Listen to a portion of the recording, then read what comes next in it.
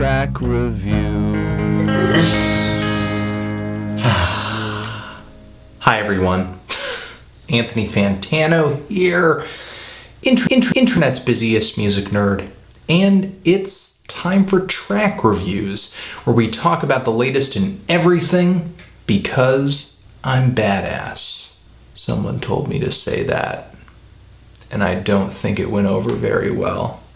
Well, today's track review exists because there is a new track dropped by the experimental music outfit known as Animal Collective. They have a new album announced, on the way, track list is out, cover art is out. The title of this thing, Centipede Hertz. HZ, Hertz. I imagine it's Hertz, the unit of measurement that is typically used for audio purposes in terms of cycles. And this forthcoming Animal Collective LP is looking at a September release on Domino Records. Thought the band would kind of draw it out a little bit further, maybe tease toward the album a bit more, but September, right around the corner. Now these guys are easily right now one of the most celebrated contemporary groups in experimental music and neo-psychedelia. And they have tons of hardcore fans who not only just love most of their albums, but also enjoy the side projects that have come out of Animal Collective as well. Now the band also came out with another single recently, Honeycomb, with the B-side Gotham. Unfortunately, those tracks will not be making it onto the new Animal Collective LP, although I did review it. You can find that review below. Very positive review. Great song. But like I said, this track review is going to focus on this new Animal Collective track, which has been titled Today's Supernatural. And the first thing I notice on this track, the first thing I'm sure any Animal Collective fan is going to notice, is just A.V. Tare is on vocals and seems to be really kind of taking over the songwriting and the energy of this track as well. Something that was really kind of vacant from Merriweather Pavilion, which did bring that album a different flavor, made it more accessible, because A.V. does tend to be the more abrasive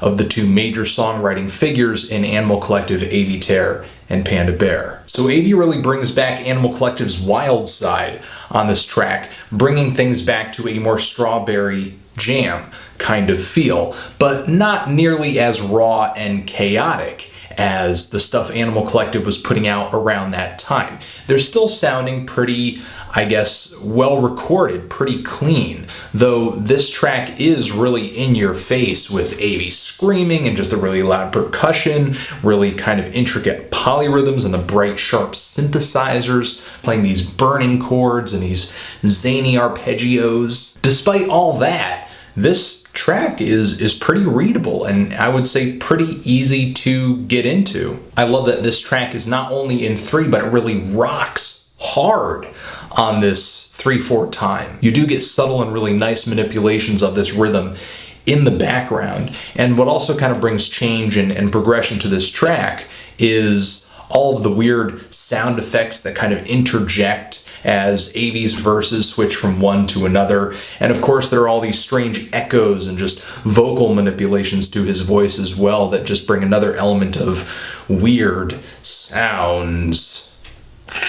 This track has some intense verses and easily one of the, I guess, shortest hooks to ever be on an Animal Collective song. Animal Collective is just great at drawing up these really weird calls and chants and just making them incredibly catchy. Come on, go.